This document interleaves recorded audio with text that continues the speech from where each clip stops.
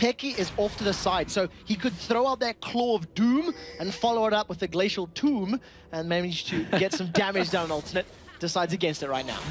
Ooh, he's getting used to his knowledge. There is the Claw of Doom and Glacial Tomb. And it is the tomb where Lord now lies. And he's not out of so they land the cocoon. Oh, he's on a roll. You smell fish? I think there's something fishy going on with this pause right now. Well, it is going to be interesting to see whether or not the volley bear of Cyanide can catch those salmon running upstream. And if he does, it's definitely not one that is going to help him out in this matchup. I'm sorry, Joe, but I think I'm going to channel my inner freak for this match. I think we need to call a pun embargo on this one because, I don't know, I don't want to see the COD Wars all over again. Here we go then, Fnatic. And that's the thing, it's the World Championships. Everyone here is a real threat and an amazing team. You go in saying, yeah, they're one of the best in the world, easy, right? Yeah. No one's going to actually do that. Maybe double it, but that's about it. Well, that's why he's on the analyst desk. Yeah. Oh. So let's take a look at those starting lineups. In the blue corner, it is, of course, what will be going through the Fnatic mind of their playbook. They do have the blue side, remember, in this game. And we'll see, can you read it through his eyes? Can you read what his mind is thinking? No, we can't. I think he's just looking at the back door, trying to figure out what's the quickest way to get there. Try to see which way you can get in. It's locked.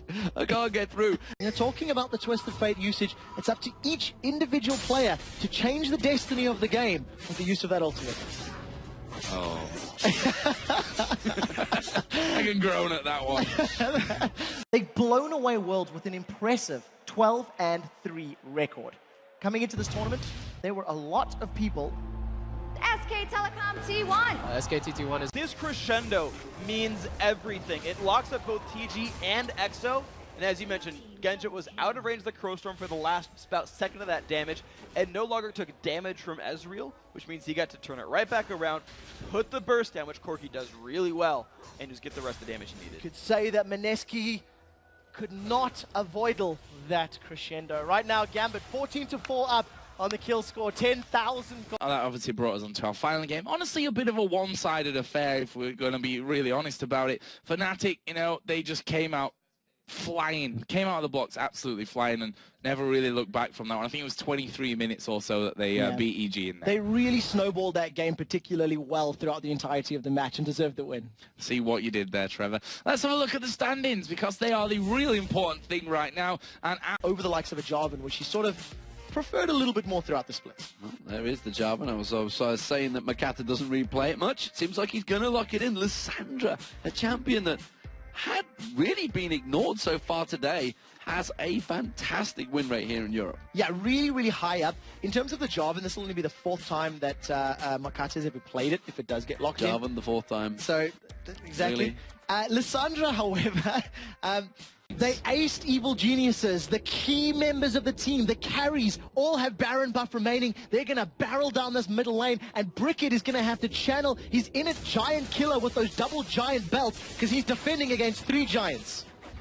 Well, there are 3 of them coming. I see what you did there. Threw me off my game. As the turret does go down, let's get back into it because Giants are not stopping here. They know that. The fact was Soaz was causing the problems there. And then coming into game number 3, as we said, equalizes the wrong name for that ultimate that he used here today because it swung completely how those fights went. It was the Dominationizer. It was indeed something like that. But it was a fantastic game, and it was that first game defeat, how crushing it was. The Ultimate fans and the viewers are just feeling that it's not actually going to impact the final outcome of this game. Well, maybe they're feeling that Wizards are going to get affected by the pauses more than Alternate. Alternate, obviously, it's not their issue, effectively. They seem happy with it. Maybe because they're Wizards, one of them is cursed.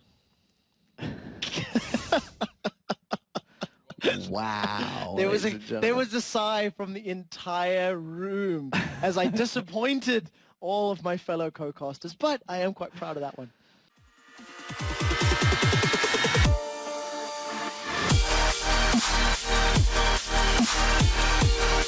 right back.